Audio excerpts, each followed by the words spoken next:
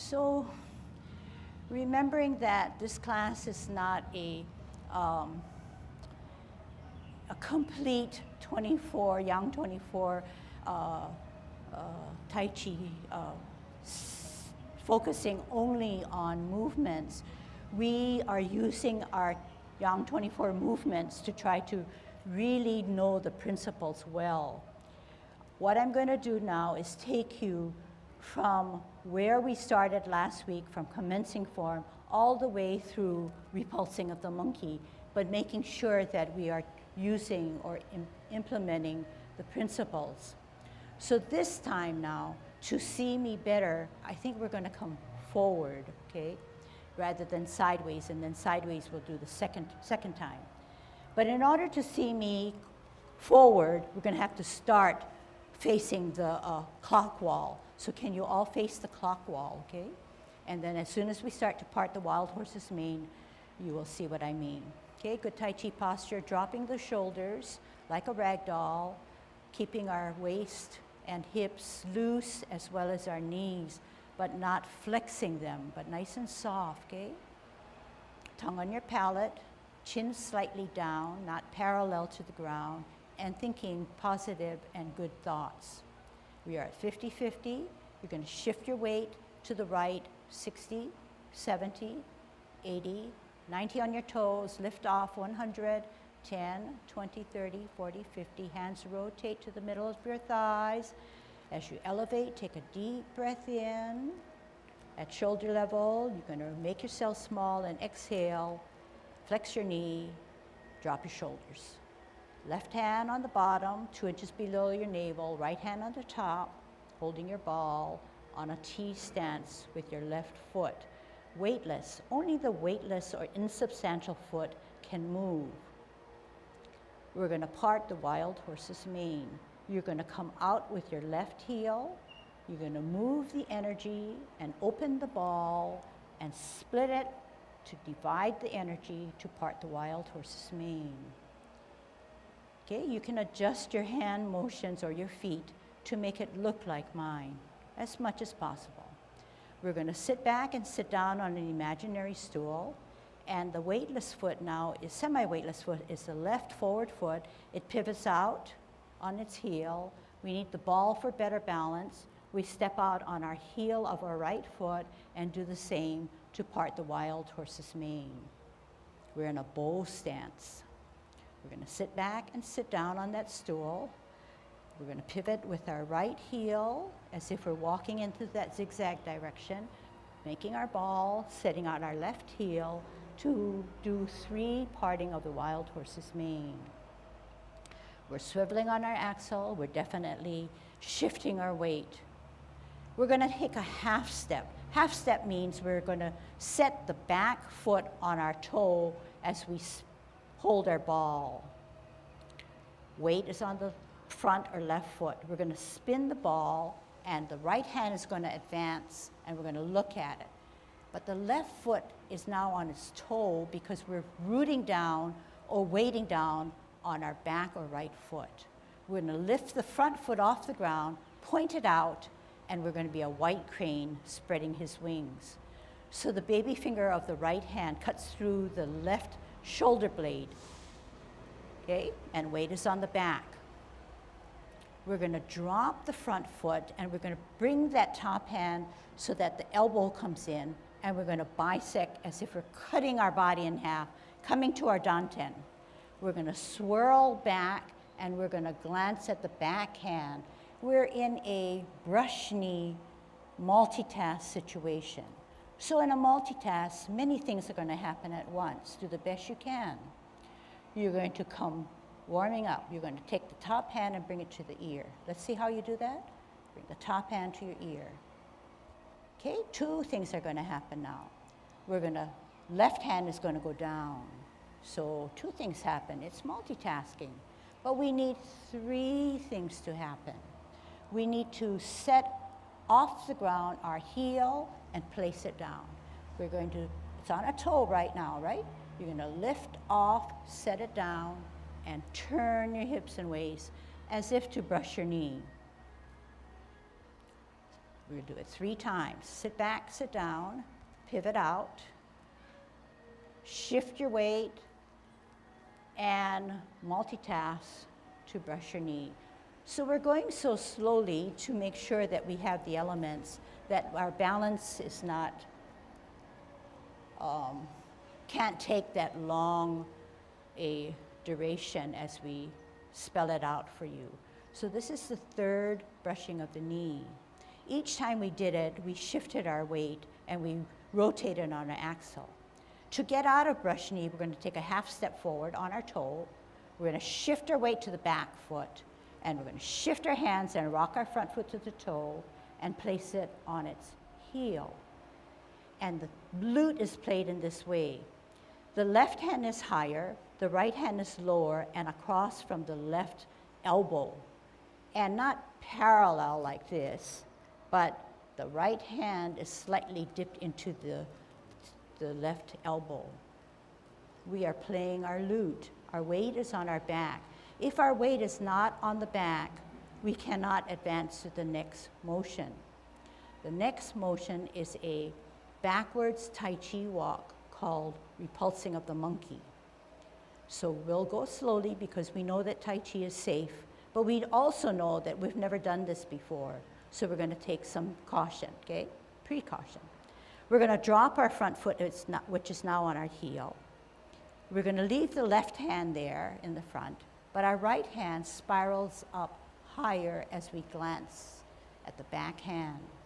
We then open our palms as if we're showing it to the ceiling. Not so much the top hand, but this right center hand, because that's a balancing hand. We have our weight on the back foot. We're going to walk backwards, but safely. We're going to multitask. We're going to bring this to our ear. How do you do that? Show me 2 times. And at the same time we do it, we're going to lift up our foot, starting with our toe. So it's going to go something like this.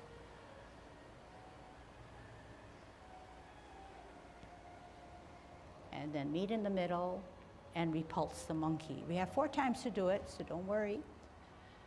Now we look at our left hand. The front hand is centering us. Our weight is on our back. Therefore, we should be on the toe of our front or right foot. We're going to multitask. Lift off the ground, put it to our ear, spin on our axle, and push the monkey away by pushing forward and pulling back. Centering the front hand, glancing at the back hand, foot on the toe of the front, lift off and multitask, ear, toe, swivel on that axle, meet the hands in the middle, repulse the monkey 3.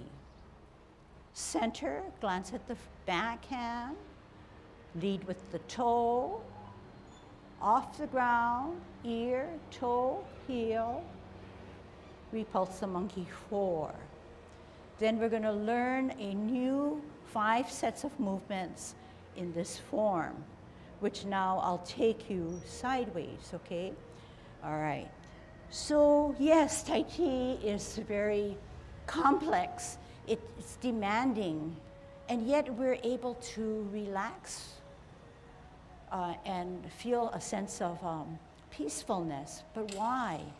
Right now you're saying, yes, it's hard, I don't really know, and my body can't do what she's doing, but you're concentrating so hard that you're forgetting about what's going on outside the classroom. I see people smiling and they say, yeah, definitely, you know?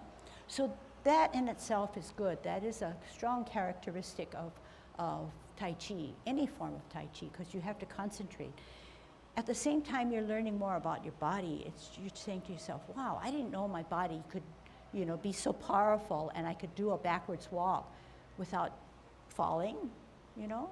But you have the gift of your body to make use of it in the maximum way. That's what Tai Chi affords you if you continue with class and someone can actually teach you or make you try to feel, okay? All right, just like any other exercise, okay? That you have to give it some work, you have to give it some time, you have to wait for your body to catch up with what your mind is cranking through, okay? And with that, many benefits come. So our goal today is to learn maybe 5 new movements to add on to the 5 that we've already learned. I think it was 6 actually, but roundabout, okay? So people who have taken my class before will find this one duck soup because they've already gone through it. But try to remember that this is not merely a movement class for learning sequencing, but learning to see how your body can implement the principles, okay? So we did repulsing of the monkey, and now we're going into the next movement, which is called grasping of the bird's tail. When you grasp the bird's tail, you start with a ball on a T stance, and you come out on an L stance, and you ward off your opponent, since Tai Chi is based on martial arts. You push your opponent away using your forearm. Then you turn your hips and waist, the power of the hips and waist. You reposition your hands, stagger them palm to palm, and you sit back on your imaginary stool, and you turn your hips and waist to look back, because you're actually pulling down your opponent, but we say that we're grasping the bird's tail. At this point, you contact, you touch, both hands are being touched, or both wrists are being touched, or a hand to the wrist. You come to the center of your body, and you separate the energy, and you roll back, and you sit down on that stool, and then you spiral up and push him away one more time. What we do on one side, we have to do on the other side. That's Tai Chi. Sit back, sit down, pivot the left foot on its heel, root down, ground down on the left to make a T by holding your ball. We're going to move our hips and waist as we step out with our right heel, and we're going to forearm our opponent. Push him away, but think through it, not powerfully push him away, but the power of the mind. You're going to turn your hips and waist to the right. You're going to reposition your hands, staggered palm to palm. You're in a bow stance. You're going to move the hands through your core, come to your heel of your front foot, turn at the hips and waist as if to grasp the bird's tail. Contact, put the left hand to your right wrist, turn your hips and waist. When you get to the middle of your body, push the energy out, separate the energy, and sit back and sit down. And then spiral up and push forward. New movement, next movement. Sit back, sit down, swivel on the axle. You're at this position. The left hand is pointing to a 12 o'clock. The right hand is 2 inches below your navel, as if it's holding a cup. The palms are up. We want to get out to the 9 o'clock position. How are we going to do that? We're going to pivot on our left heel to get to 9 o'clock. And then 2 things happen. We're going to flip our hands and close our feet to move us into a 12 o'clock position. We're using the power of our mind through our hips and waist. Going to move to the 3 o'clock position. 2 things happen. You're going to flip, I did something wrong. Flip the hand, open the feet. 12 o'clock stem cup. 9 o'clock, 2 things happen. Flip the hands, close the feet. 12 o'clock, you have a stem of your right hand and a cup on the left. Moving into the 3 o'clocks by using your hips and waist, flip the hands, open the feet. 12 o'clock, you have a stem of your left and a cup of your right. 9 o'clock, 2 things happen. Flip the hand, close the feet. 12 o'clock, stem cup. 9 o'clock, hook the backhand. The 4 fingers surround your thumb, and there's a bend in this elbow. The left hand sweeps across your face. Turn the wrist out, step out, push out. This is called single whip. Can I look? Okay. Now ask yourself, are your vertical dantian points lined up? And is your left foot in another block from the back foot? Okay?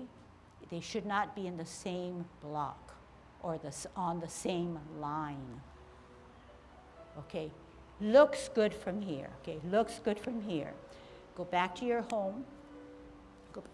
Take your hands down, go back to your original spot. All right, so we said that everything is going to take time and everything looks pretty good, even though it's been only a few minutes. So I'm going to show you what you sort of look like, okay? We said that part of our principle is that we have to ground ourselves on one side to allow the weightless foot to be the moving foot. And we have to swivel on our axle. When we swivel on our axle, our hips and waist help us, okay? Although it seems really, really nice and pretty that Tai Chi has a lot of hands that are creating spirals and flowers, that's because the hips and the waist and the mind is powering the hands. All movements in Tai Chi are core related. What a better way to exercise. We don't want to just use our hands. You know, it's not Tai Chi, but everything is generated through thinking through and then making your hips and waist work for you. So with that, I know you can't see in my mind, but you can see what I mean in I would. What I'm going to demonstrate now, that our core is being used. So I'm rooting down, I come out to the side, I ward off. And I know that I'm in the most optimal position because I have vertical dantian points that are lined up. If I did not know that and I didn't care anything about Tai Chi principles, I would say, here, push you away. I'm going to be falling down because I'm not vertically lined up. I'm not in the best, safest position. So we say, we're smart, so we know we're going to line up our vertical dantian points and only push him at a certain distance and not be a prey to our opponent. Then we're going to say, we're going to grasp the bird's tail or grab him and drag him down. We use the power of our hips and waist, use our core and our mind to set it up and drag him down. The power of the energy that you have on that back foot and the power of the mind. We contact. We know that our center of the body is the strongest. So we push him from the center. We separate our energy. We roll back and push him down. Get him again, and finally push him out. What we do on the other side is the same thing. Because Tai Chi is synchronized, I shifted my weight. My weightless foot is ready to go and move. I step out, I push him away, keeping my vertical dantian points straight. I turn my hips and waist, reposition my hands, and I don't just come down this way and this way, but I know that I have the power of my hips and waist to help me to turn, to power that movement, to then actually be in the safest, strongest position. Okay, so I'm going to let you do this one because doing is actually believing in what I just presented. Okay, you have to do it, you have to feel it, then you have to try to say, wow, that is powerful. Okay, and pretend that you have that opponent there, but never use force and bring him down like this. But it's the power of the core, the power of the mind that's making that power for you, okay, or empowering you. Okay, so we're going to be on a T stance. You can put your right foot on a cross section of a tile, on the lines of a tile, cross section, okay? The left foot, you put it on the bisecting line, okay? That's the T stance. But you can take this T stance and don't stand on the line, but the orientation is like this, okay? Left hand on the bottom, 2 inches below your navel. Right hand at chest level. Bring your ball, bring your arms in as if to hold it, not palm to palm. Weight on the right foot, so we're bearing our weight to allow the energy to move from that foot to our rest of our system, including the left weightless foot. T stance. Step out with your heel. Move the ball. Bottom hand always advances, so left hand comes out to forearm your opponent. Forearm him. Turn your hips and waist. Reposition your hands. Now you're going to drag him back. Use the power of the back to ground down. Contact. Move to the center. Push him away. Separate the energy. Roll back. Sit down on that power of the back foot. Come up and then spiral forward. Knee not beyond your toes. Okay? Now we're going to do the other side. Sit back, sit down. Pivot. Root down on that left foot. Create a T with your right foot. Bring your ball in. We're going to ward off. Step out with your heel. Forearm your opponent, keeping your vertical danten point straight. Turn your hips and waist first. Then the hands go for the ride. Pull down the bird's tail. Use your hips and waist to look back. Contact. Turn at the hips and waist. Find the center of your body. Push the energy out. Separate the hands. Roll back and sit down. Spiral up. Lunge forward. Going on because you're doing so good. Sit back. Sit down. Pivot. 12 o'clock. Left hand is a stem. Right hand is a cup. Going out to the 9 o'clock. Changing hands. Coming to 12 o'clock. Stem cup. At 3 o'clock, you're creating a hook. The forefingers are around the thumb. The left foot now forms a T. The right hand swipes across the face. Turn the wrist, step out, matching the top and the bottom. This is called single whip. You're in a bow stance. The front foot is a bow, like an arrow, and the back foot is the other piece, which is the arrow. The left hand mimics the front foot. The back hook hand is a counterbalance hand, generally matching the right back foot. We're going to get into cloud hands. We're going to sit back and sit down. We're going to turn hips and waist. The left hand is a cup at 12 o'clock. We're going to go out to the 3 o'clock, and this is cloud hands. Make your hands like mine. The weight is on the left foot. We're going to move to the 9 o'clock, being floating clouds.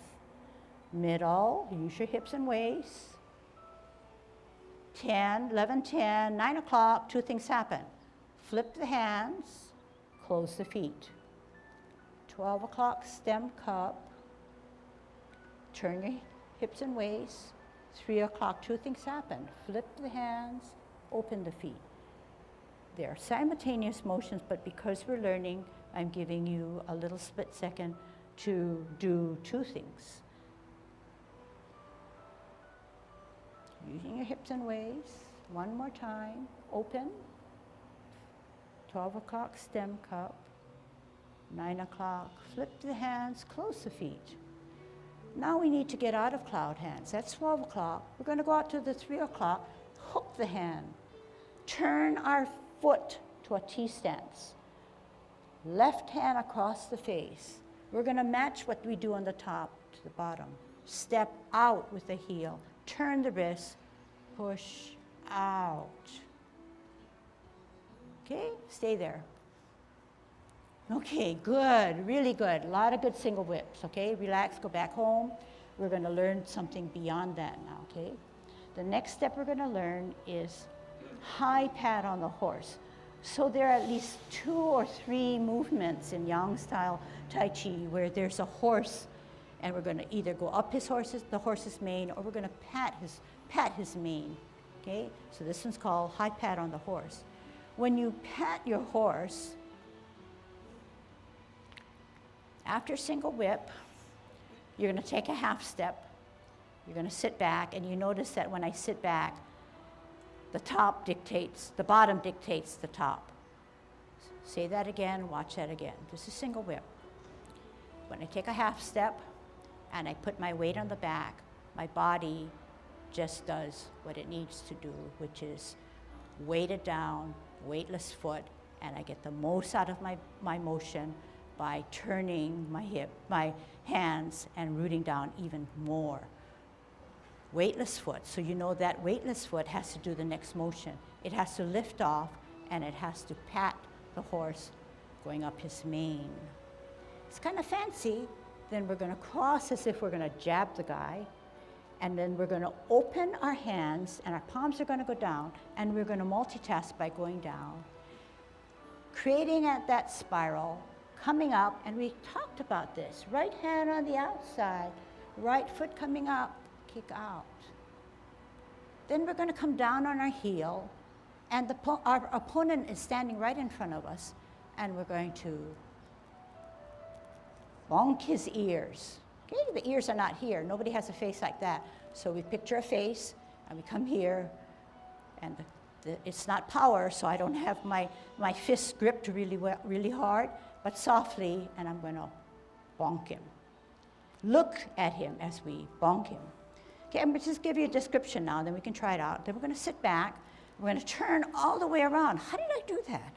The power of sitting back, grounding so that we're safe, and lifting the front portion of our foot to put it on a heel so we can turn all the way around. What am I doing? This way, this way, this way.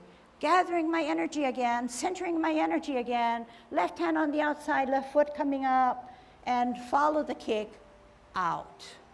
Okay? And if we'll have time, we can do serpent. Okay? And I want to make time for serpent because people want to learn that. Okay, 20 minutes, we got a lot of time. All right. So people are cringing because serpent in the grass is a hard motion in that you slither through the grass like a serpent. You come up and you suspend yourself like this, and you think through the process, and you come up as a golden cockerel. And what you do on one side, you have to do on the other side. So we're going to be a serpent again. And the extension of the hands and how the feet move help us with better balance. Okay, so creating that spiral, pushing down. I thought I was going to fall, but I said, hey, I can't fall in front of my students. I've got to concentrate, and I've got to use the stuff that I've been teaching. Creating the spirals up higher, concentrating hard, and bringing it up. Okay, and it works. It doesn't work all the time. It's never guaranteed, but we can empower ourselves through our mind and through the use of our body. All right, we said that we would try high pat on the horse. You won't see my hands coming forward, but it's a better view to come forward. Okay? Double punch. All right. We have just finished cloud hands, and we're now in a single whip. So 2 feet on 2 different lines, parallel. Drag the right foot back, 45-degree it. Don't give us a wide span, and don't give me a small span. And then just move in this way and say, oh, it's pretty comfortable, or I think I better bring my forward foot back a little bit. But you don't want to be too tight in, okay? Just comfortable, so then you can test it by just shifting back and forth. You're in a single whip. Can you be like me? Okay, taking off now. Half step on our toe, sit back on that back foot, energy all in the back, while the left foot rises to its toe, multitasking. Lift off the ground, bring it to the ear, pat your horse in front of you. Got it? Cross at the wrist. Left hand, you can see the palm because you're jabbing that guy, but crossing at the wrist. We're going to step out with our left heel, and both palms are going to go down to gather energy. Step out with our left heel, gather the energy, bring it closer to our danten. Right hand on the outside, right foot coming up, kick out right.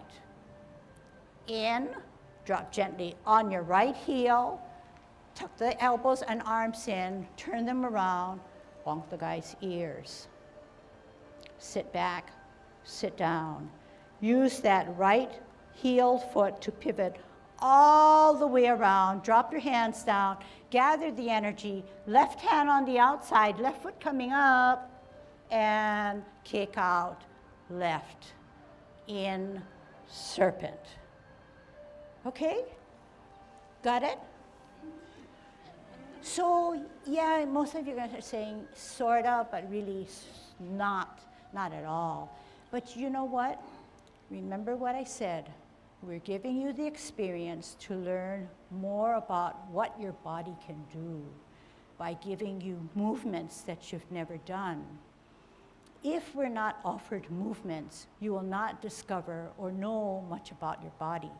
But now you say, hey, now I can come this way, now I can come this way, now I can do this, and actually you're shifting away and you're coming up closer to your danten. What are you doing? Centering yourself. What are you doing? Counterbalancing. Hey, whoever taught us to do that? But Tai Chi affords us to do that. Who ever thought about having an opponent and bringing our arms into a certain distance? We don't want to bonk him and have it here. If you do that, you're not centered. You want to bring things closer to your core, so this is in a safe position. Then we're going to say we need to come out, and we need to swivel all the way around. So we come back because we're sitting back. We're trying to alleviate the weight as much as possible to get all the way around. We want to then create a counter and symmetrical. Now we're going to have left hand on the outside, and then we're going to kick left. But what do we do with his hands? We need to get to ground. We need to take care of gravity because something needs to be transitioned, and we need to move to safety. So in a way, it's logical, but it seems very illogical because we've never experienced those sequence of movements ever before, okay? Maybe you've seen it, but to feel it is way different. Any questions so far? Okay, so we're out for the challenge. We have 15 minutes. Wow, that's a lot. Serpent in the grass. When we did Heisman, we opened up our span, we paralleled our feet, and we shifted our weight to the right, and we did this. What did we do? We did this, we did this, we did this, we did that. We shifted our weight, and we tried to sit down, keeping our vertical danten points in line. We did do this because the upper body has to match the bottom, or the bottom has to be in line with the top. We did not say, stretch out as far as you can and do this. Why? It's obvious I'm not in vertical danten position, not in optimal prime position, and I will tilt. So why would we practice something that's counterintuitive, counterproductive, right? So here now, we're going to use what we warmed up. We're going to be a serpent slithering in the grass. So in order to be a good serpent, you put your right foot on a cross section of the tile, and that's your rooted foot. The toe of your left foot goes behind your hip, your heel, and you're going to drag it on that line, and that's where that left foot is going to end up. Can I see you figuring that out? So I'm going to turn this way. The right foot is on a cross section, or the corners, and the left toe has to be on that heeled line in a nice span, and it's on its toe. It cannot be forward. It cannot be back. It has to be on that line, in that alignment of your heel. All right? So the right hand now has a hook. It's soft, and it's not straight in front of you, but sort of to the side, but not way to the side. Okay, so if this is, what did I say? This is maybe 360, this is 180 or something like that, or a little bit more than 90 degrees, okay? So we're gonna touch bases with that toe, root it down. We're gonna come down, and we're gonna turn this thing and turn our left heel out. What are we gonna do? We're going to put weight on the right and come down. And then we're gonna swivel on the heel of our left and veer to the left and hook that hand backwards. We're gonna put the hook facing upwards now, okay? Do you see my hand here? It's faced this way. It came here, and then it's gonna come this way for leverage, okay, to put it in a short way. You can watch, and you can do, or you can just soak it in however you want to. The left hand now is like this, by your palm, by your shoulder. It's eventually going to come down, slither through, and it's going to come this way. But you don't see that hand, so that's why I'm facing you. Okay? So let's just test it out, okay? We're not going to perform, and we're not going to worry about how we look at this point. Okay? So the hook hand, weight down, parallel feet, drag that left foot to its toe, parallel, looking at the hook hand. You're going to come down. Sit down as far as you can, keeping your vertical dantians. Fingers are pointing down of the left hand. You're going to use your heel of your left foot and swirl out and angle more to your left. But at the same time, that hook hand now turned into a upward. It's not facing down now, it's facing up. Okay? You're in optimal position. Then you're going to shift your weight to the front foot and come up as a golden cockerel, standing on its right, on its left. Then you're going to put your toe down, and you're going to spin. You're not going to see me. The left hand becomes the hook, and the right hand is by your shoulder. Can you hear and do it? Left hand is a hook. Right hand is palms facing your left shoulder. The toe of your left foot is behind your heel, and you're going to bring it out. You're going to sit down on the left, create a rooted or grounded foot. Fingers are now pointing down. You're going to swerve out to the right, and you're going to stretch out for optimal position. Then you're going to change your weight and come up as a golden cockerel on his right foot. Okay, not bad. If you got this far, something's churning in your mind, or you're absorbing what you see also. So I say this is not a crash course because it's not. My goal is not to teach you every single movement to the maximum refinement. It's not realistic. And to be in a second class, and some of you for your first lesson for 5 weeks, we're already at Serpent in the Grass. But that's ridiculous. But all you have to remember, it's not so ridiculous because I'm teaching you about how your body can be used by knowing the Tai Chi principles of shifting weight, spiraling, counterbalancing, swiveling, all those symmetrical things, shifting weight.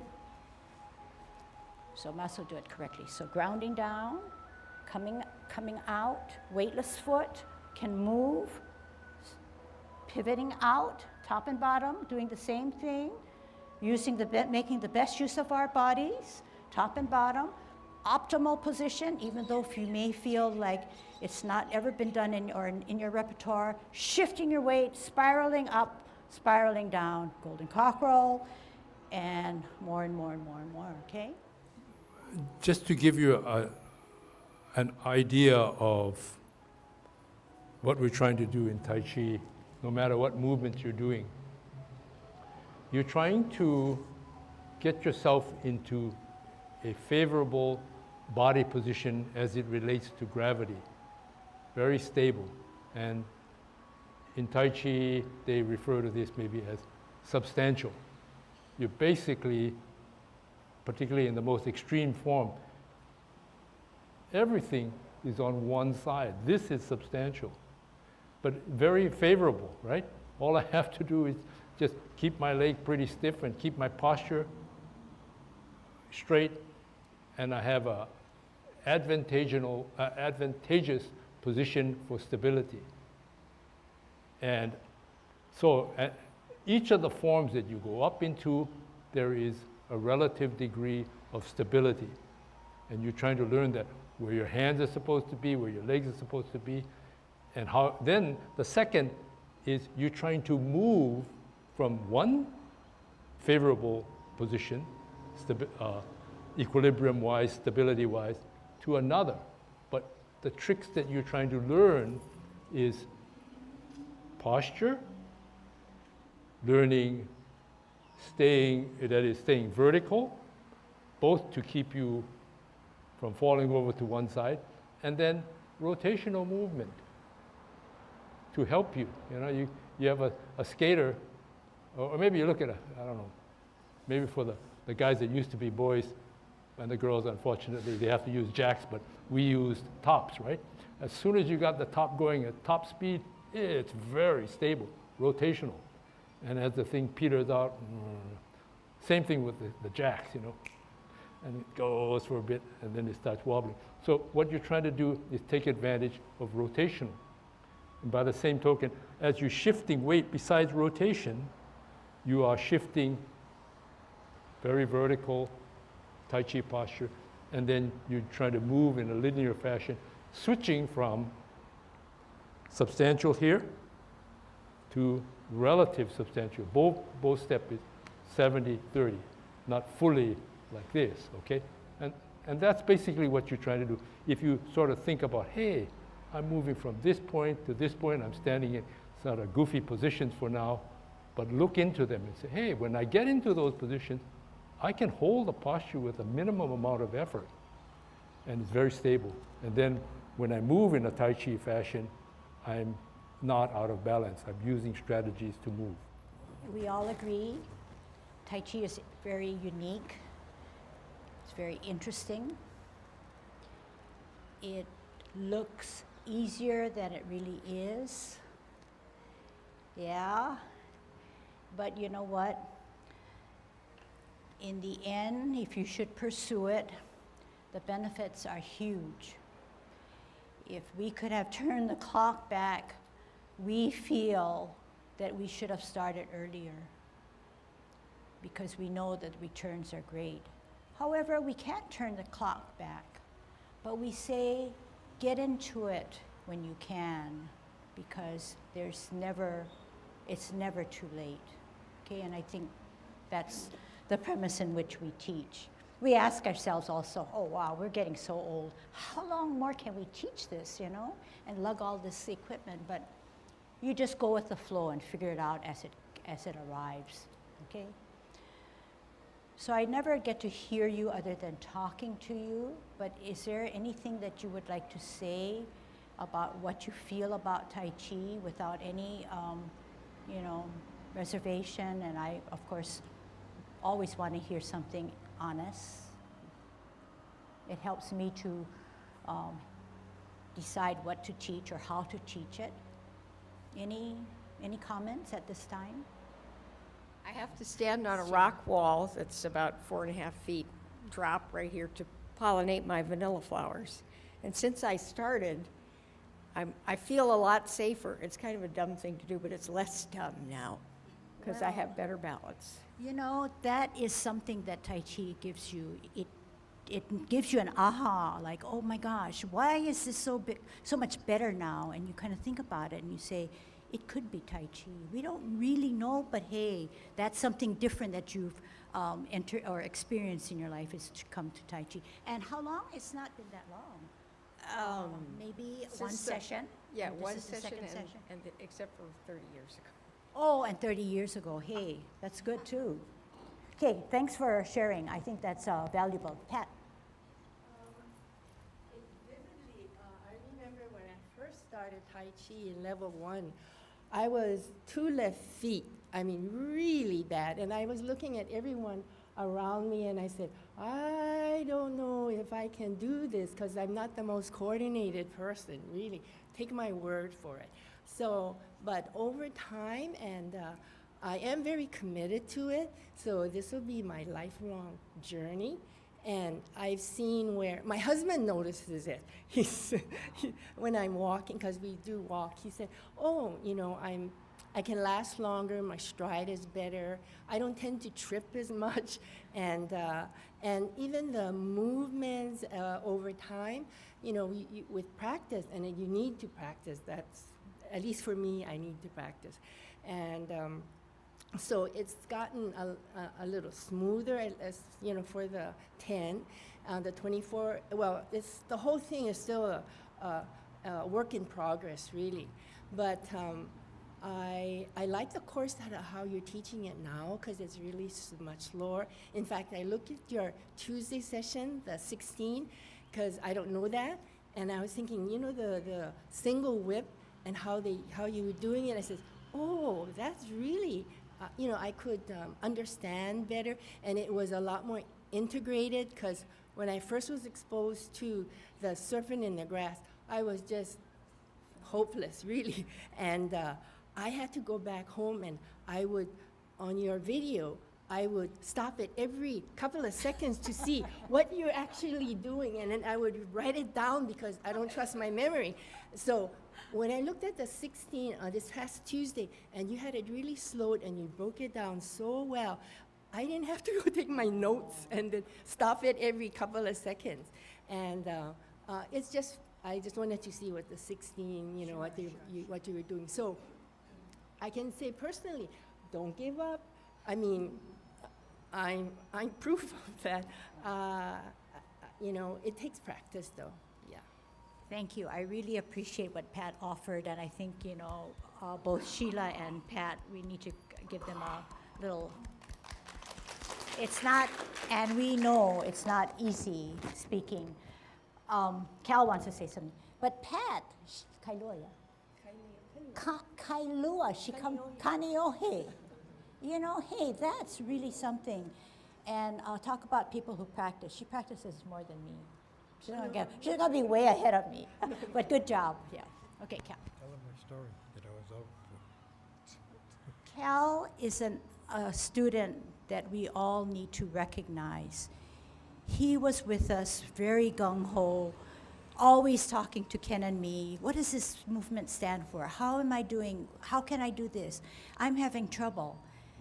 And he climbed all the way up to the 16 for level 3 in a short amount of time, not super fast. And then he was laid up for a whole year or more. He didn't come for a whole year, not that he didn't want to come. I was hospitalized for 5 months in hospital. Then I sat out 2017. I started again 2018.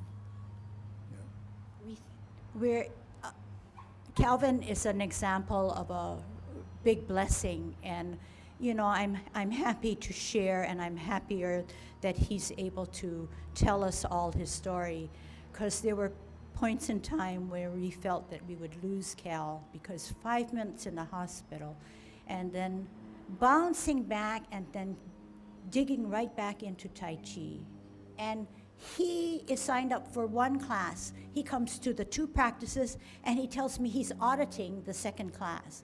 And I don't really, you know, I think that's wonderful that somebody that has that motivation come back physically, mentally, you know, I won't say 100%, but 90%.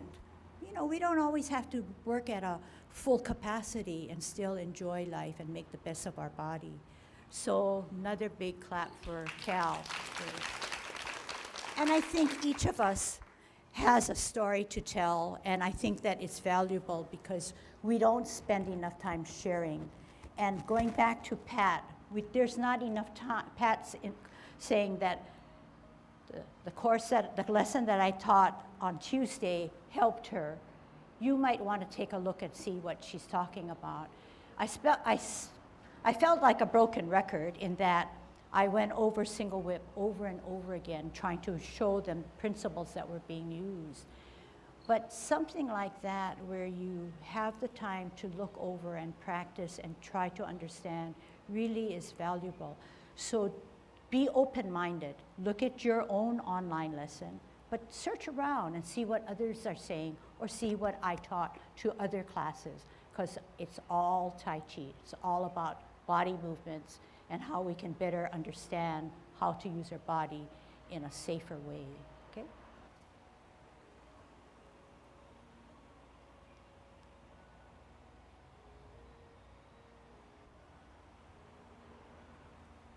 Yay, good job.